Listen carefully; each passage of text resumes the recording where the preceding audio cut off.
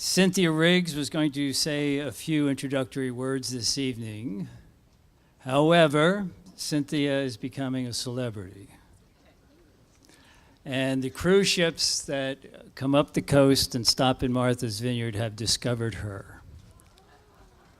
So tonight, she's being entertained on a cruise ship, and she gives a talk about her mystery books that are all set on the island of Martha's Vineyard, as well as island characters, including one modeled after her mother, Dionys, who is the founder of Cleveland House Poets.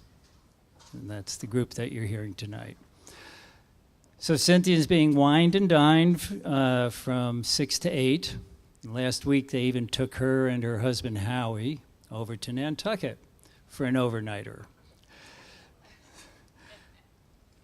But Cleveland House Poets, the group you're hearing tonight, is a group that has been on Martha's Vineyard for 55 years now, meeting continuously every 2 weeks, which is extremely rare, never in the history of our island, and one of the oldest continuously meeting poetry groups in the history of the United States. So for that, I say, Cleveland House Poets, we give you a hand for tonight. Thank you.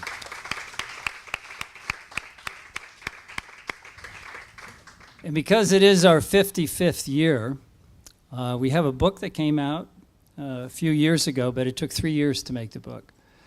And then it's been 2 years since the book has been out. So we're on our 55th. That book is called Cleveland House Poets, 50 Years. And we have a cake coming out that was donated by Featherstone.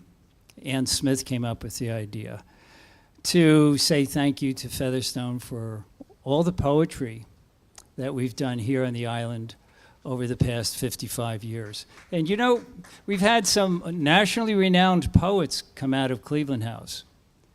So with national publications, the history of the poets, the caliber of the poets from the Cleveland House Poets is remarkable. Can you carry that by yourself, Amy, or do you need help? They said a little cake to celebrate.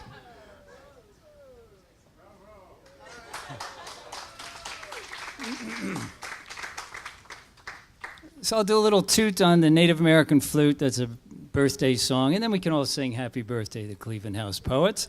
And then we'll begin our readings with Ellie Bates being our first reader.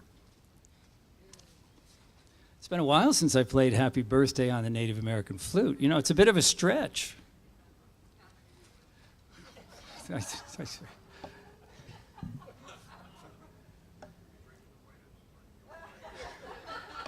You know, Arnie's always got to put in a little wiser. When Billy Collins was up here, he did the same thing. I'm feeling the love. Yeah, thank you.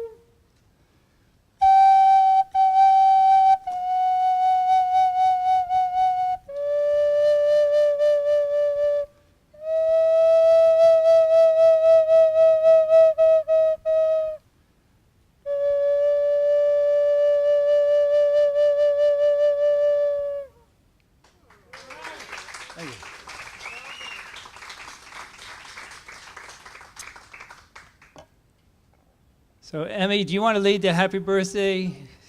No, she and Veronica are running over to the table. Who has a beautiful singing voice? Carol. Carol, come on up, Carol, and sing, lead us in happy. Come on.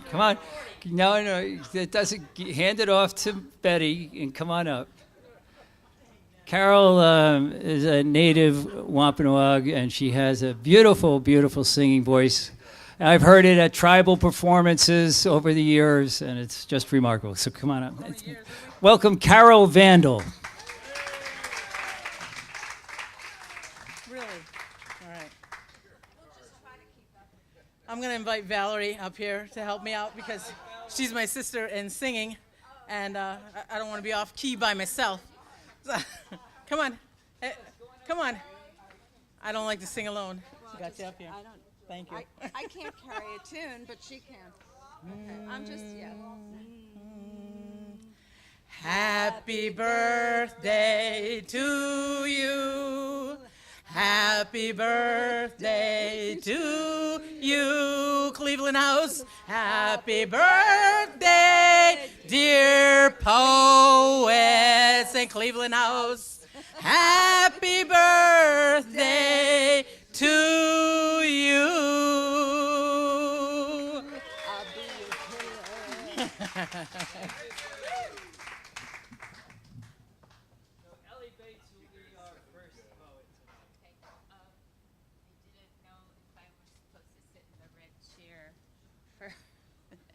Anyway, there is a poem, not like the red wheelbarrow. Anyway, mentioning Cynthia, who for many years facilitated writing both prose and poetry at House House. The House writers are still in existence.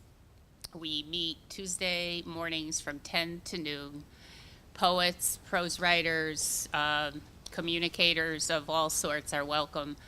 Anyway, they did publish years ago several of these little journals. This one is called Martha's Vineyard Writing. And I submitted to the journal when there was a call for entries, and this was my first poem, inspired by the beauty of Martha's Vineyard, inspired by my own walks on the beach, and inspired by collecting what I find on the beach. It's called Univalve. Tiny swirl at one end, turning outward. Spiral of brown, white, gold. I look inside. I find the curve. See how the beginning is never straight? The body whirl wraps around itself. I cannot see where it ends. I have faith. The past can reinvent itself. So, continuing with my beach combing, I would like to read from the Cleveland House Poets 50-year anthology. And of course, many of us will be reading maybe one poem from this tonight, although I know we have a lot of new ones. This one is called Scallop. A tiny seed cast into the sea.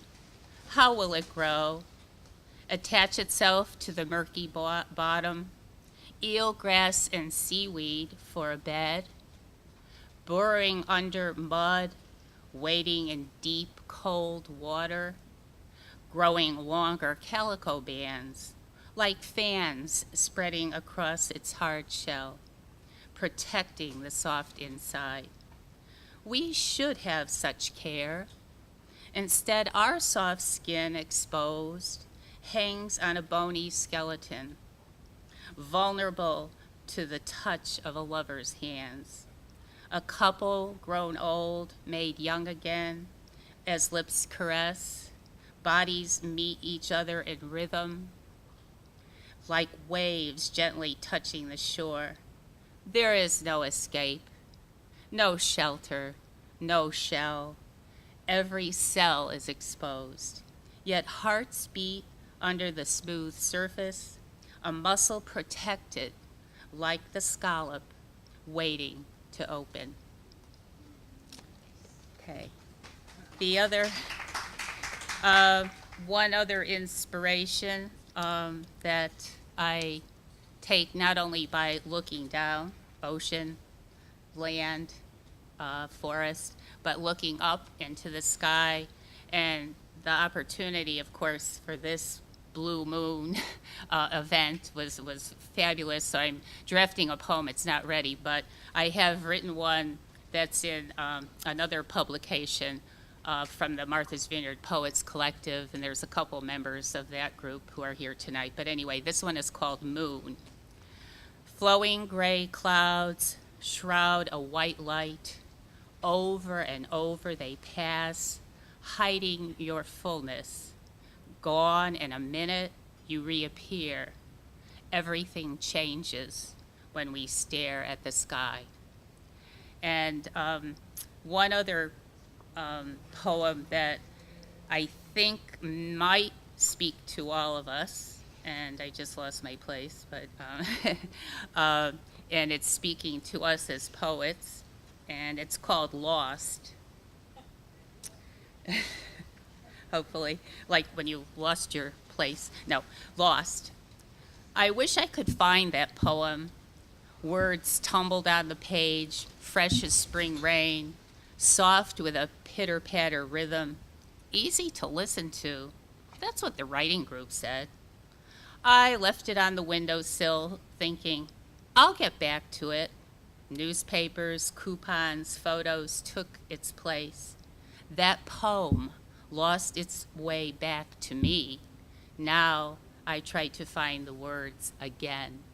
And I think it's what we all try to do again and again is keep up with our craft. And with the support of poetry groups, especially Cleveland House, I've been able to do that. Thank you.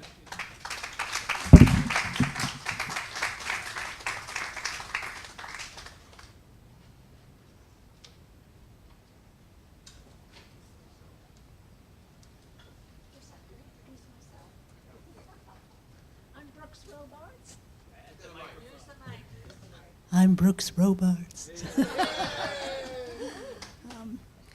And I'm going to read from my most recent collection, which is called Fishing the Desert.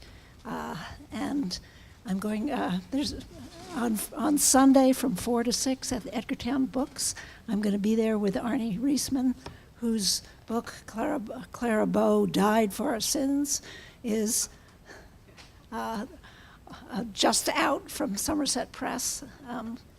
And then I'll read from On Island, which came out last summer. So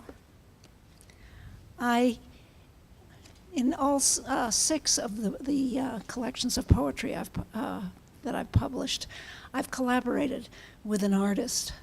My mother was trained as an artist, and I'm a very visual poet, and I get great inspiration from working with visual artists.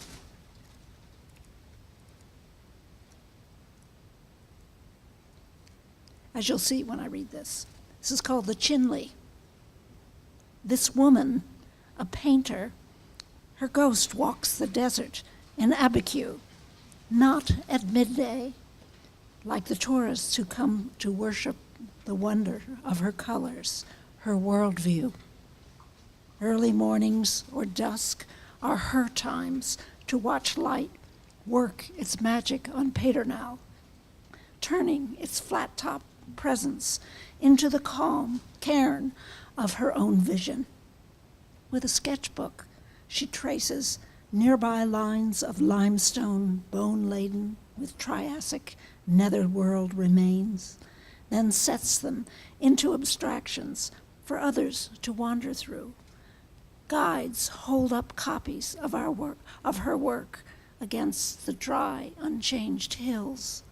They say, see what she did, how it lingers like the hills, celebrates a permanence that we want to believe in.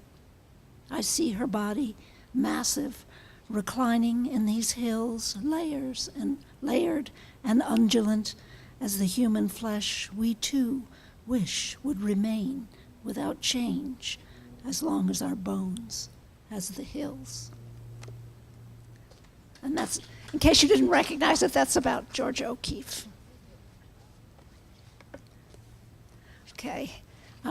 This collection, which came out last June, I collaborated with Vineyard artist Hermine Hull, and this is all Vineyard poems. But I want to read one called Companions of the Fields, which was about a day or an evening. I went to Nancy Kramer's Shaw Kramer Gallery, which now is gone, and heard Hermine and one of her artist companions, Leslie Baker, another really fine vineyard artist, talk about their work. So, Companions of the Fields. An audience presses against the gallery's long wall of work, listening while two painters talk about what they have made. Companions of the fields, where they draw inspiration. They put words in air, dance gestures into meaning. The first, her tree series, lies on the floor, 1, 2, and more, to show off subtle changes in color, line, each season abstract. Another, obsessions speak her woods, her bouquets, how she needs nothing more to return again, yes, again, finding the more insane. Who knew of the friendship that sends them through mind into the work, softens solitude, stops a brush gone far enough to make art a celebration. And then I'll read one last one. Again, from Fishing the Desert, which is all New Mexico poetry. It's called Desert Psalm. The desert is my companion. It makes me feel complete. When I walk along its paths, its silences and spaces feed me. If I follow footprints of deer and coyote, see their scat on the ground, I understand their presence despite their absence. In times of sadness, when I look for answers but cannot find them, the emptiness reassures me. Its vastness reminds me there is more in the world than I can understand. It feeds my heart. I absorb its simple beauties, find completeness in the presence of its peace and everlasting wildness. Thank you. And I hope you'll come on Sunday from 4 to 6 at Edgartown Books, where both Arnie and I will be reading more of our work.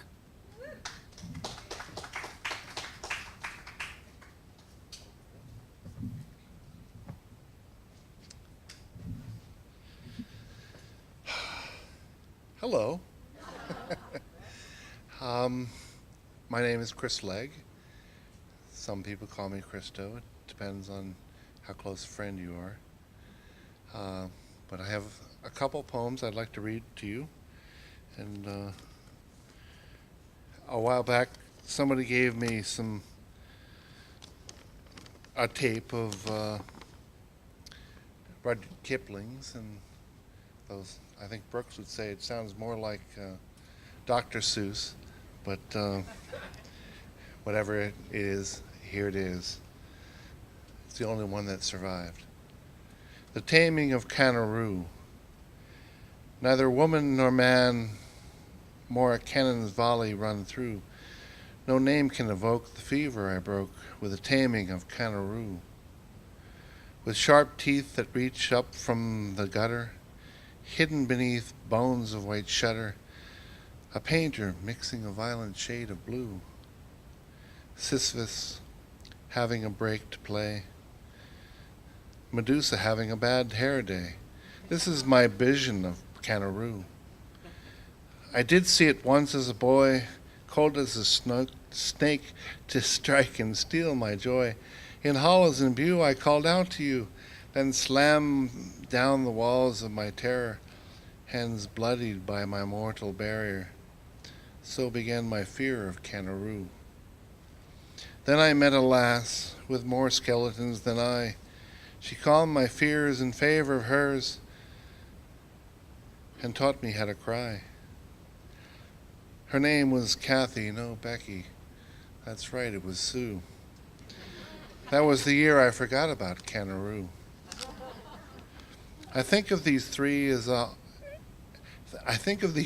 often as I settled into my coffin. I hope someday they might see my view. I could have listened better or made my kisses wetter. How was I to know women have canaroos too? But yes, even the roo has regrets. It keeps them out of sight in the back as pets.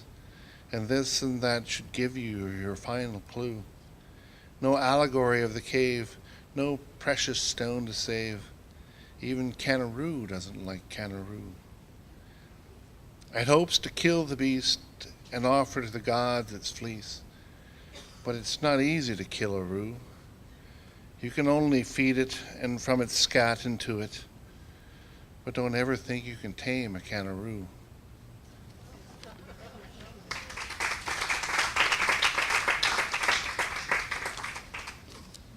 Oh well, there it goes. I'll pick it up later. I have one more for you, and I hope you like it. And thank you very much. And I'm sorry that Cynthia wasn't here. She's a great source of patronage. That sounds like a bad word somehow. Anyway, this is a rock from the Scottish Highlands. She left my island on a Monday. I stayed in bed till Sunday, savoring the strawberries in her hair. She said she had to go. I already knew. 2.5 years too long, and tears to fall away from home. She asked if there was something she could bring upon her return. I said only, bring me a rock from the Scottish Highlands. A month of Sundays passed before long day ended. At last, she came back to me. She carried gifts for 6s and 7s, for family and friends, but nowhere to be found was a rock from the Scottish Highlands. With teary eyes, she told me of her trek, walking from Inverness to Skye, Lochaber to Nairnshire, but nowhere could she find a rock that was truly mine. I played the part, martyr lost at sea, knowing fell well, and simply she was the button on my shirt, held with strong thread, and I the garment, thankful for the stitch. With a glint in my eyes, fighting tears aside, words at last came easy. Silly girl, didn't you know? You've already brought back my rock. For of rocks I've seen many, and most seem a bother. But you are the gift I hope for, my rock from the Scottish Highlands.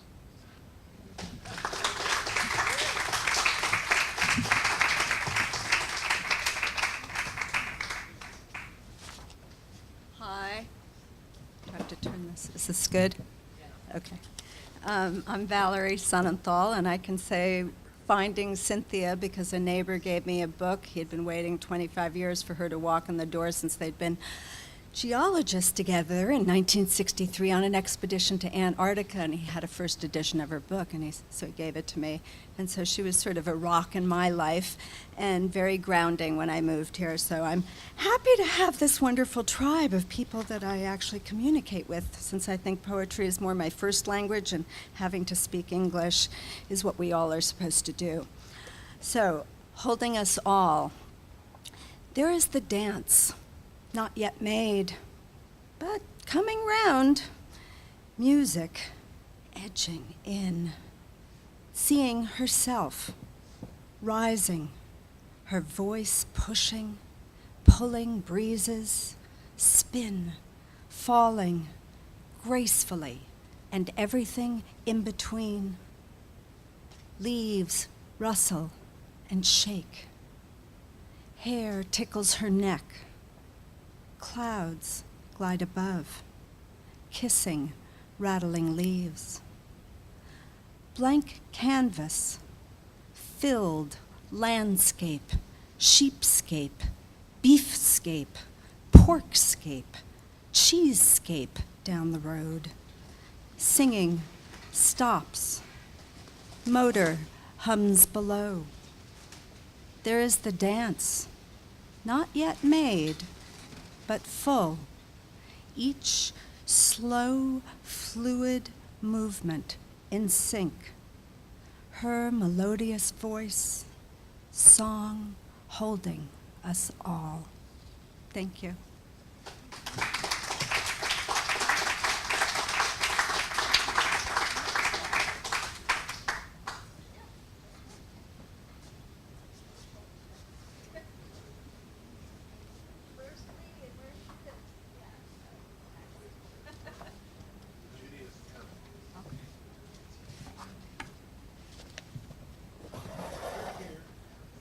I'm here.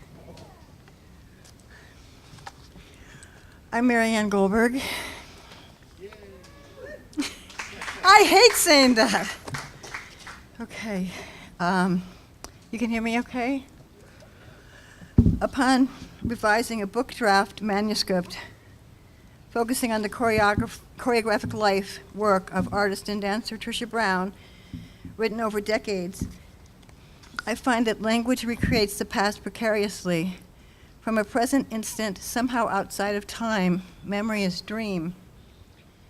The task of the writer, being present with her subject equally yet differently enraptured, is to remember things she never knew, to project herself in retrospect into places she's never been.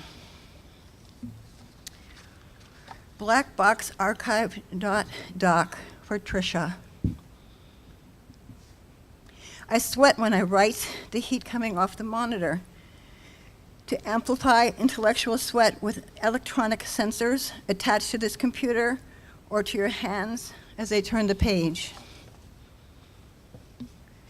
Traces of presence, photos, vocal recordings, a survival of information from one time to another, historical artifacts transplanted.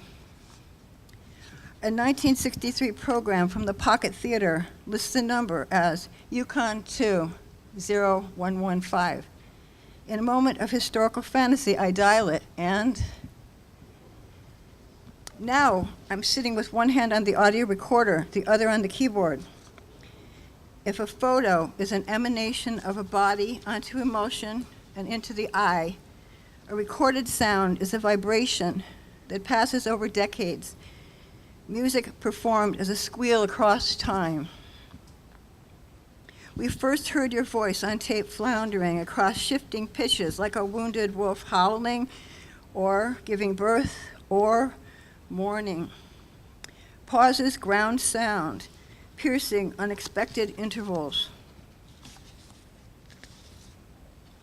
Now a sustained tone, now another overlaid, the two beginning to warble, a paradox of continuity and vibration continuously shocking deeper into my sternum, tones lowering like a velvety wrapping over my writing table.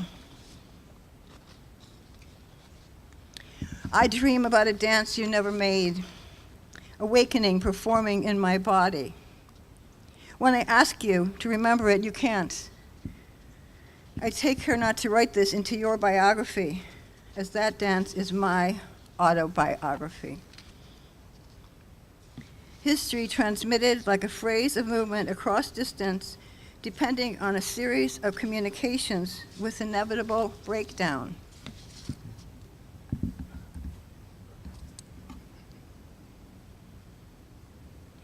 My arms are bowing out beyond the keyboard like opened windows, communicating. Usually a word stops just around the veins in my right wrist. I don't know if they are clotting there now. Tricia Brown, I let the words go, wood floor to foot, calf to torso to hands, Aberdeen, Aberdeen. The air conditioner is rattling, the keyboard is vibrating, my rib cage is rattling. My pelvic floor is like the hammock of a floor of a forest, like two trees in Aberdeen. I can imagine those two trees and the slight breeze through them, one leaf pressing the palm of another. Tricia Brown, for Tricia Brown. Thank you.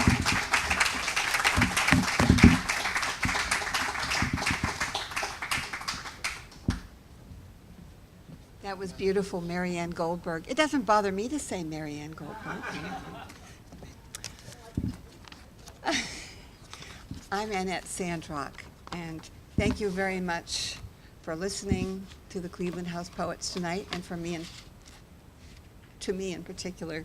I decided to read, my poem would be something that I haven't published. It's something I wrote this summer.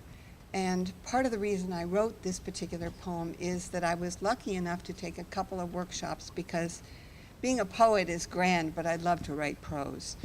So, but this is a poem that came about thinking of some of the topics that we were being asked to write about, and it specifically has to do with my past. And I was very, very fortunate to be raised by a wonderful man, my grandfather. So this is to him, Grandfather William. You arrive on a coal-burning ship with your bride to embed your English accent and propensity for arithmetic in my childhood, to plant in me dreams of returning to England, along with the perfection of a scripted alphabet you teach me with patience at our kitchen table. Golden memories of nights after dinner when we retire to the philosophies of your reading room, a humble rocker, a radio. No question goes undiscussed, nor is too sacred to consider. You are the peace, the caring, the kind in my life. Without bidding, brushing Lassie until she feathers out her skirt pure poetry, trimming the hedges by hand with your British eye for perfect corners. Your life of service to me did not go unnoticed. I see you when I handwrite a letter with pen and ink on fine paper, or when I balance my checkbook. When I sit joyfully through long seminars with intellectuals, chewing incessantly on ideas.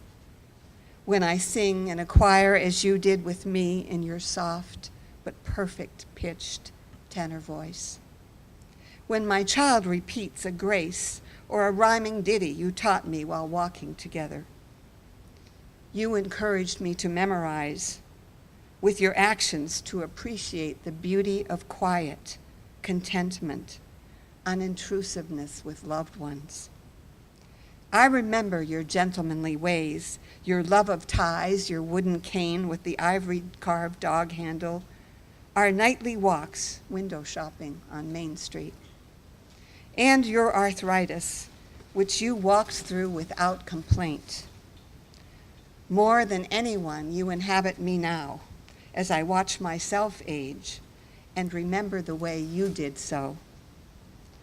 I hope for the you in me to surface, to pass as gracefully through life as you did, to leave my own gifts behind, embedded in minds that I may have touched. Thank you.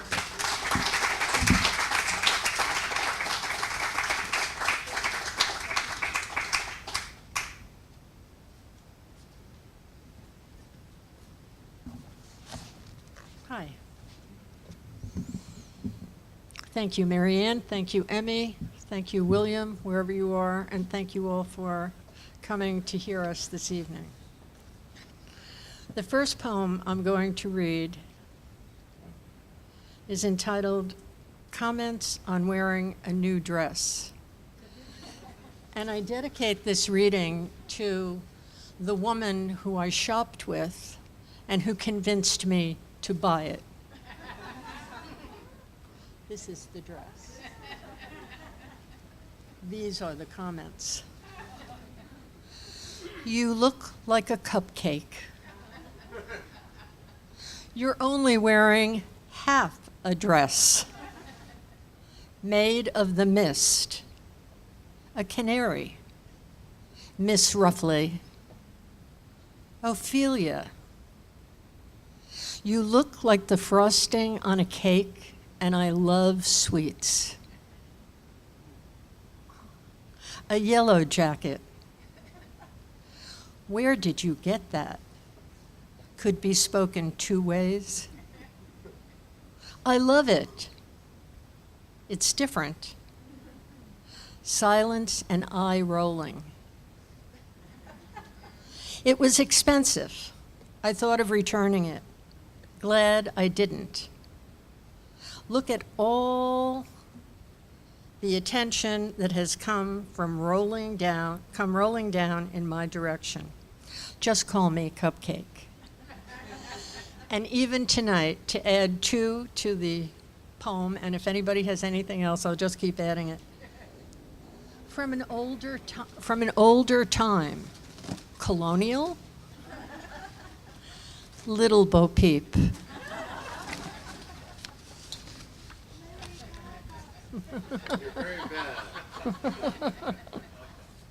The next poem is called Soaring. You know you can fly, don't you? You knew it when you were a kid and went to the top of the stairs with your umbrella. You knew it in your DNA until your mother told you never to do it again.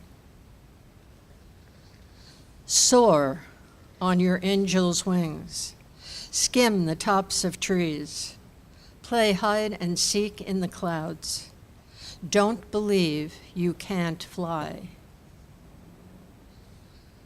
Look at those dancers, those sleek Alvin Ailey ones, who leap 6 feet into the air.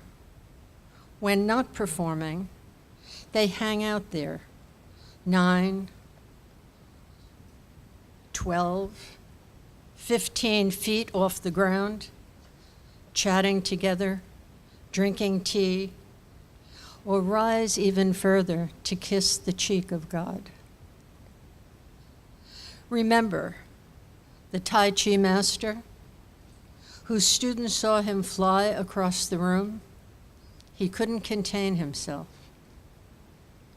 Once, when my barriers were down, I flew in the living room of a rental on Martha's Vineyard.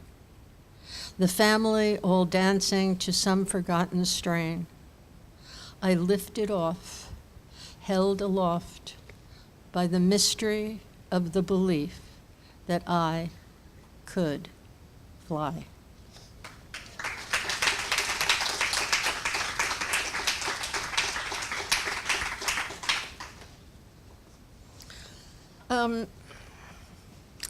Some of you might have found yourself in this position this summer, with traffic being what it has been. This is called My Higher Self. Let me try this. Better. My higher self was in the Subaru in front of me today. She stopped for pedestrians, let others enter the lane, obeyed the speed limit, while I, gnashing and mumbling, late for a meeting. She was meandering, probably deep breathing, expressing gratitude, looking at the multi-hued summer foliage, while I, with my foot on the brake, waited impatiently for her to turn off the road.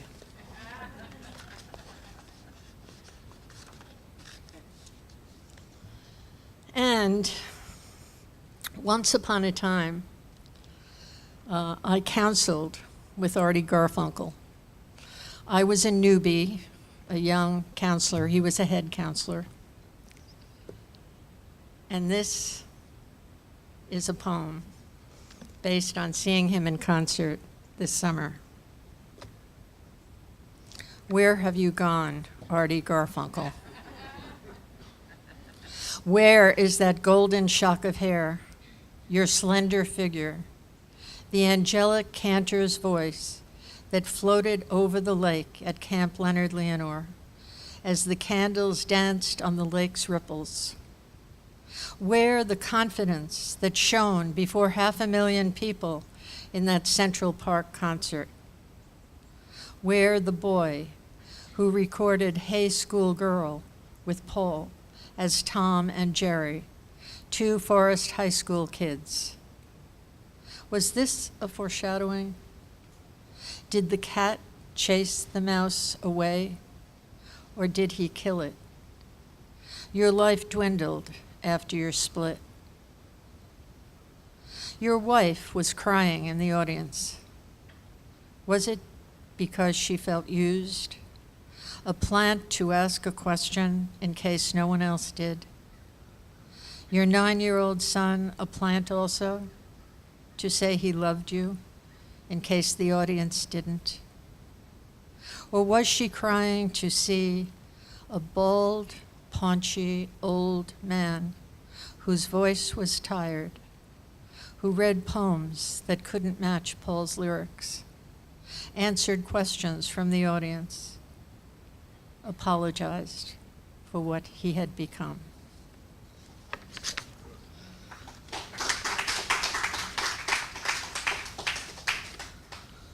Okay, on a lighter note, the girls of summer. What we see in any town, walking down the street. The girls of summer. Honey-hued skin, sun-streaked, keratin-smoothed tresses, flat, naked abs above skinny, short shorts, tight, uplifted buttocks. They saunter down the avenue, eyes heavy-lidded with plum-purple shadow, taking in the scene, looking for the action, searching for their love, or a summer fling. Still August.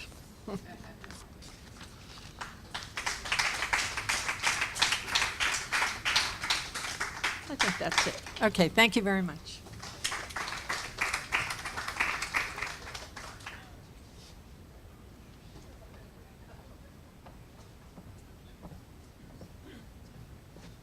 It's tough to arrive after a cupcake. Ferry to Chappaquiddick. Don McLagan, I take the ferry to Chappaquiddick.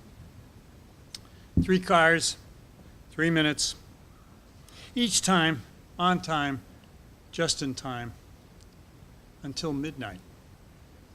The metronome for the separate island releases trios of cars which drive just 25 on one-paved roads, and less on dirt washboards of rhythmed bumps that punctuate as fishermen and construction crews, returning shoppers buck and heave on sand bunched like bedclothes on a humid night when unquiet blows southwest and sleepers wrestle unbidden chimera. And morning is far, and night herons rasp in the silence between steepled intonations from the old whaling church. And again in the morning at 7:15, when Captain's Key trusted diesels to take tousled sleepers to Edgartown. Each time. On time. Just in time.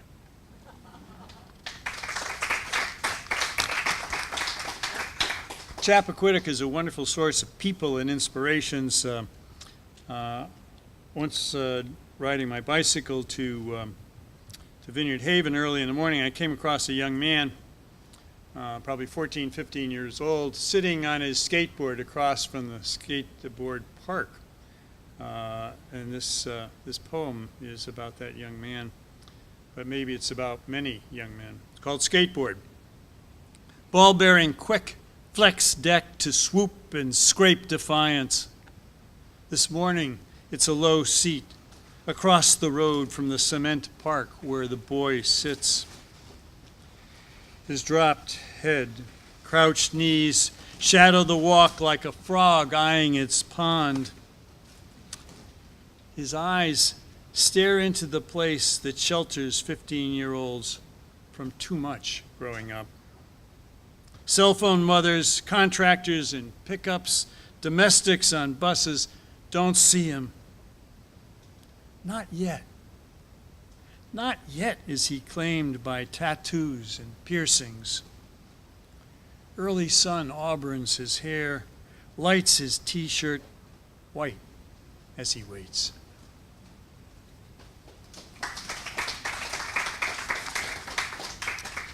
And old people, which we all hope to be someday, married for a long time. This particular poem is for a couple who celebrated their 50th anniversary, but it probably is a good poem for those of us who would like to do so. Married. They walk briskly every day, early, on the side of the road facing traffic. She wears a soft pink shirt and tan shorts. He wears a floppy hat, faded pants, and a shirt with long sleeves. Both wear glasses. Neither hear very well. Now their children have children. They talk. What do they talk about after a lifetime? They don't hold hands, but their steps match perfectly.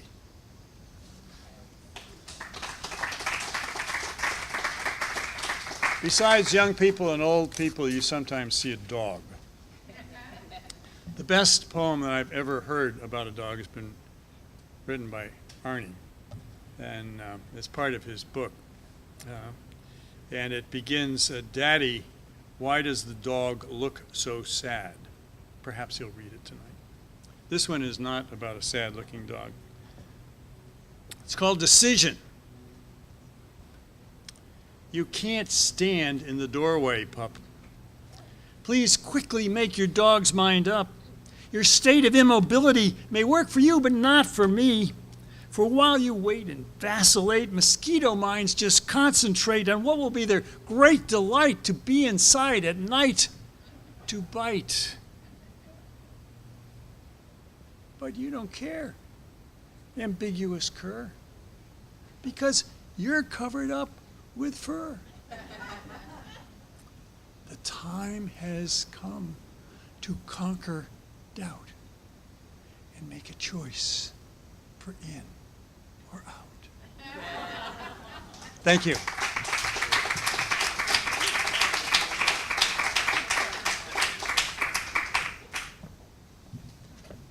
Amazing poets we have at Cleveland House.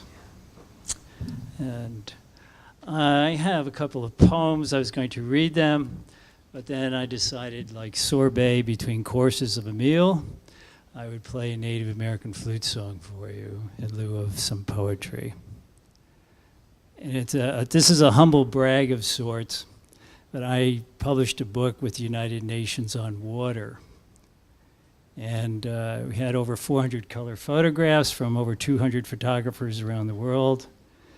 And we had Nobel Peace Prize winners, but we had about 100 letters from world leaders, and the book was distributed to every world leader that was a member of the United Nations. So the big night comes, and I'm up there to give a presentation about the book. And after giving a presentation about this big tabletop book that everyone participated in from around the world, I closed with a Native American flute song on water. Well, I got an applause, and then after the evening concluded, not one person said a word about the speech that I had worked on for months with the people from the mission of Tajikistan that was the sponsor, but they all talked about the Native American flute song. So what does that say about the power of music? It is powerful. So that's what we're going to have tonight. In lieu of my reading poetry, I'll do a Native American flute song. And this was the same flute that I used at the United Nations. It comes from the flute maker that makes flutes for my teacher, R. Carlos Nakai.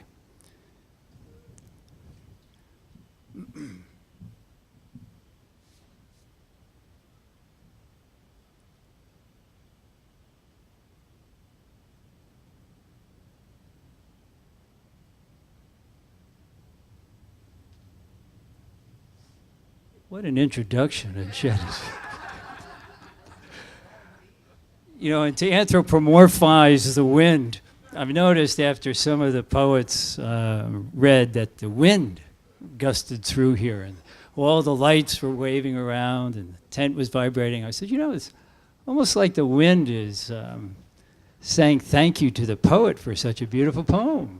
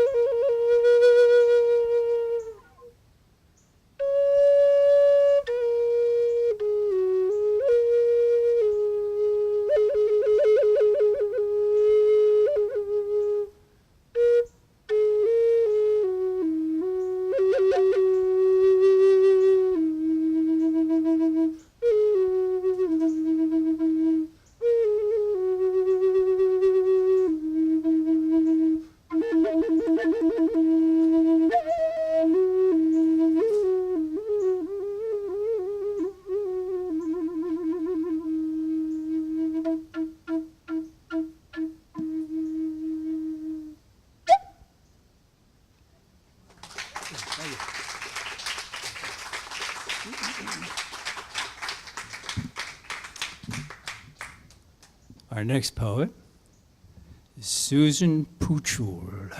Come on up, Susan. Did I say that right? Well, correct me when you introduce yourself. That was really gorgeous, William. All that breath will keep you young.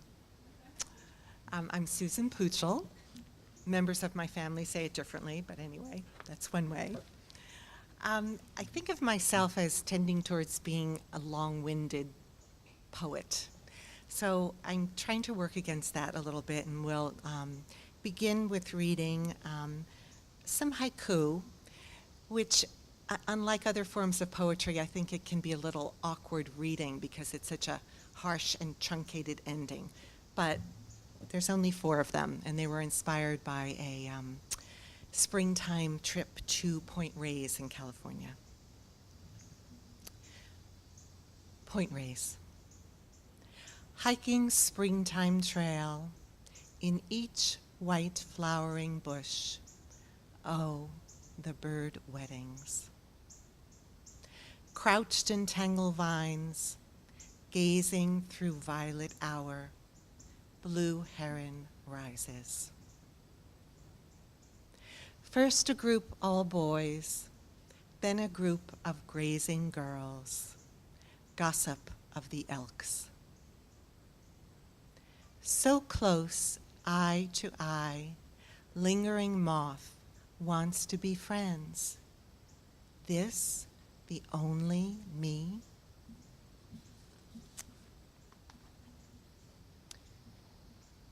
Continuing into summer, short. Bounty. In the echo of a cumulus cloud, slain to earth, you will find a door, dark and made of pasture. Open so slowly, pressed with every cell of self, until a tumble of summer peaches, with skins of light and flesh, raptures your lap.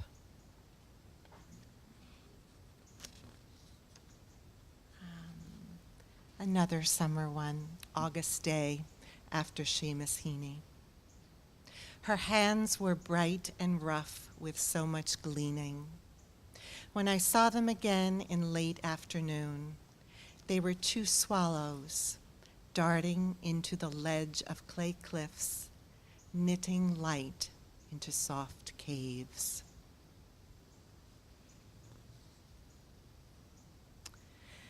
And a longer one for my brother Stan, who we lost in June. Keeper of innocence. Mother, protect your son, barely 2. You beaming in the old photo, he in plaid shorts, perched on a flat suitcase near the door, turning to reach the knob. Now, sister, open the door into the June day. First step out into the world with no brother. We hadn't before noticed an earwig at a morning puddle, or the dandelion fluffed whiskers of our bony cat, or the busy spider he would have saved from swatting. He, a grown man, smitten by the speechless in grimy Yonkers parks, to the rescue of lost cats, dogs, rabbits, every creature called his tender heart. He chose the place where his body would be, on a hill, under a tree, where birds could fall in love. Mother, protect. From falling off a suitcase at 2, from being slain by sickness near 60. There is no protecting, only being deeply here until time becomes love, then swirls over the edge, until, like pollen, we all join in the shining. Thank you.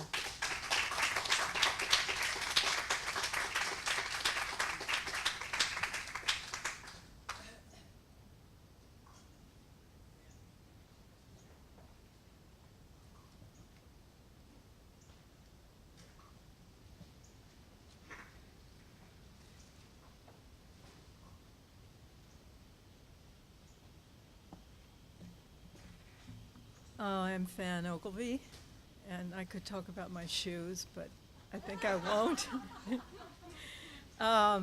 Give me a little height, and I kind of walk like Cecil. I love that walk. You ever watch that lion walk? He is just so, and these shoes keep you on track like that.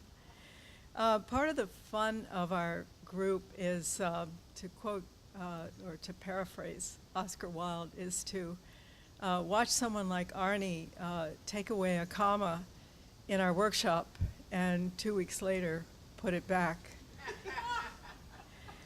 No, it's a great group, and I've watched us all grow in subject matter and form through the years, which again is just a tremendous feast. This one is for my brother. He was just diagnosed with Parkinson's this year. It's called Parkinson's. I'll give you a bird, a fish, a long-necked giraffe. You give me hands that shake, feet that shuffle, words that slur in the ever-constricting throat. You knew I wanted the gerund, didn't you? You know everything I am going to need. You will choose whether to give it to me or not. Not with any clear reason, just because it's the way. You are wired to me to make me seem as nonsensical as you.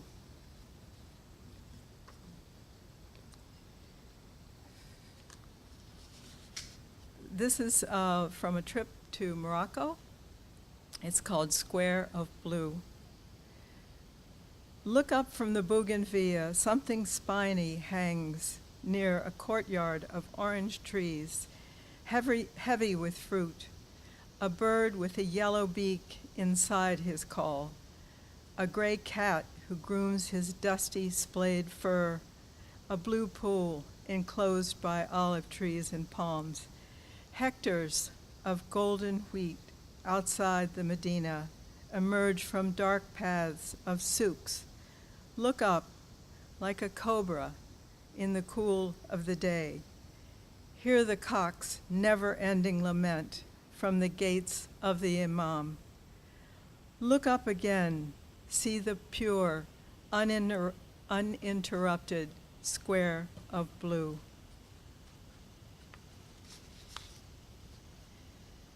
Man on a lawnmower.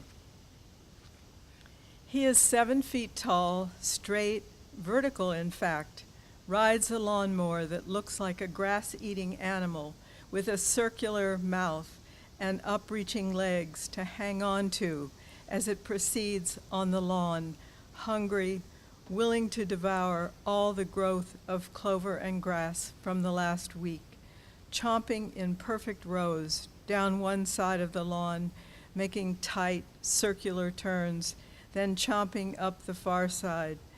Never out of stride or posture, this man on the lawnmower, who, when he stops the beast from grazing, looks out at the huge field stretching away from him, his own work neat and shining like an eddy before the sea, feels strangely grand before this spectacle of summer languor, when it all falls into place to include him. The unsung heroes of Martha's Vineyard. I think, well, do I have time for one more? Where did it all go? Do trees feel this way in November when their leaves fall from their enamored branches, leaving them naked to their silent bark? Our lush gardens wither to nasturtiums, frost-killed raspberry stalks, bent to be cut, stripped, or residual berries, but I don't hear any particular arboreal moaning, cries from beds of decay. What then do we make of our fall of youth after years of generational regeneration? Until one day, did we go to the supermarket and age? Or was it to the drugstore that late evening? Your husband needed bandages? Or is it in the hands of your grandchildren, whose beauty and health you'd gladly swap for yours? Or is it dinners with old friends when you give away your secrets? In the mutual lying down on the rug of life, laugh as you watch it go, like a flaming paper wrapper of an Italian cookie. Thank you.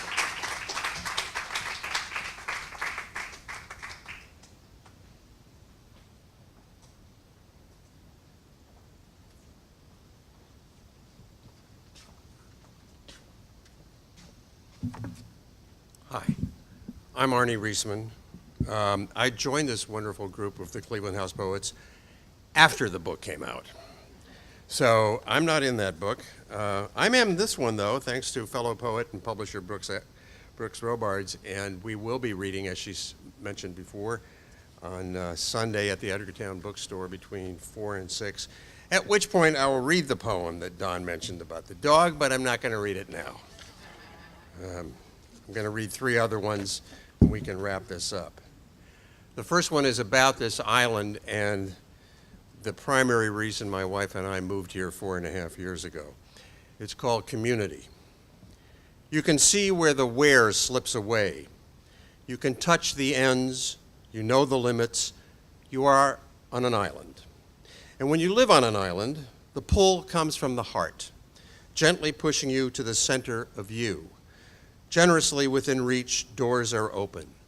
Doors are always open on an island. The we becomes the loyal we, surrounded by water and warmth. Needs grow strong, yet willowy. Empathy blooms under sheltering bowers. All the wary blows out to sea. Your neighbor turns around to reveal yourself. This is home. This is sanctuary. Winds bracing, thoughtfulness embracing. How it all happens is the how of life. To be alone is a matter of choice. Together, you are an island. This one is called The Accidental Poet.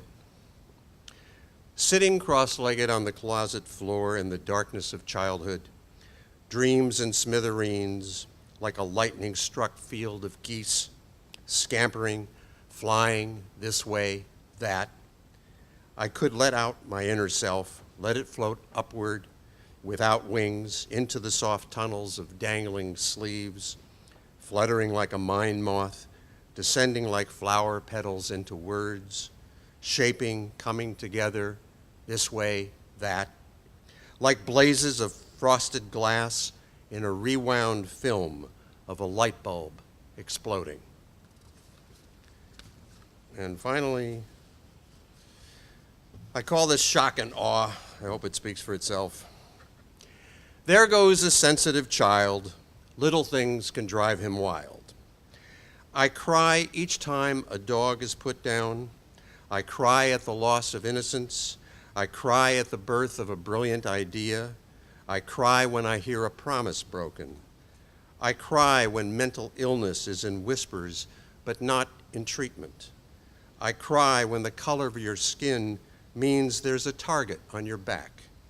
I cry at holocausts, horror, uber alles, millions of others killed for being others. But I'm here. What was once alive is now a memory. Friends sucked through holes in the universe, off forever on vacations in the void. I cry now, I cried then. I cry at Linda Ronstadt's Long, Long Time and Neil Young's Harvest Moon, when Miles Davis plays with John Coltrane, when Patsy Cline sings anything, I fall to pieces. All the pieces come together when I cry at paintings by Turner, by Van Gogh, Sargent, Caravaggio. I cry when my lips touch a ripe mango, when my eyes see teal parrots, avocado luna moths, strawberry sunrises. I cry at vicious cycles, when serial killers rise to power, when the demented make headlines because it shows they have followers. I cry when we forget what we were not going to forget. I cry over the fact that there is a third world. I cry at the planet Pluto's fall from grace. I cry when, kicking and screaming, we take one step forward as a civilization. I cry when I realize that humane and inhumane are the same as flammable and inflammable. There goes a sensitive child. Little things can drive him wild. Thanks.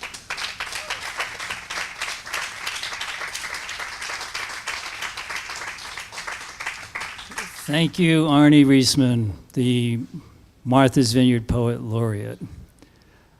I met Dionis Coffin-Riggs, the founder of Cleveland House Poets, in 1986. And at the time, I was publishing Martha's Vineyard magazine. I had just founded it, and I started publishing her stories and her poetry. And we talked about her founding of Cleveland House Poets and what it meant to her. And that was 55 years ago. I was like, what a seminal idea for her to found this group 55 years ago and see it given birth. And because of what she created, she's given life to something that lives today. Cleveland House Poets is a legacy that we continue. And because of her idea to start this group 55 years ago, we're here tonight. You know, we're celebrating 55 years. And that birthday cake is waiting. And so we better go and indulge ourselves. And thank you, Dionis, and thanks for sharing this birthday tonight, everybody. Thank you.